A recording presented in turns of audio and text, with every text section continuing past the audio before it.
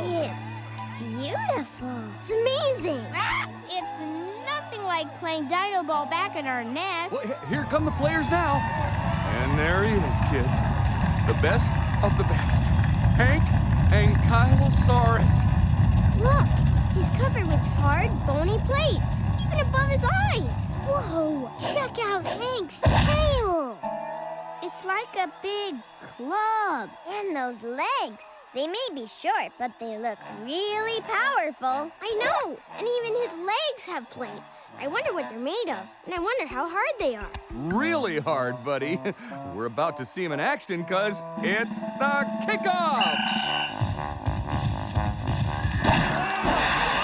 Wow, did you see how fast he swung that tail?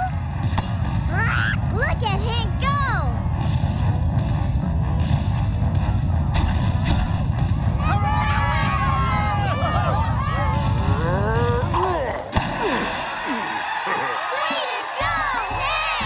That's the Hankster, unstoppable. Hey, look at the other players. You okay, Jerry? Yeah, fine. Never felt better. They aren't hurt a bit. It's all that armor plating.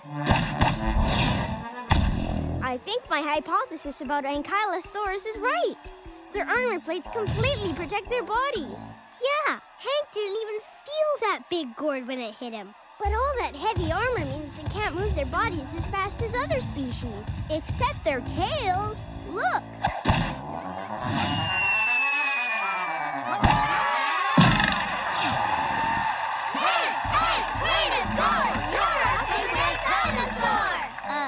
Kids, we just witnessed the greatest Dinoball goal ever. Now, look, the game's almost over. And time's up. We win.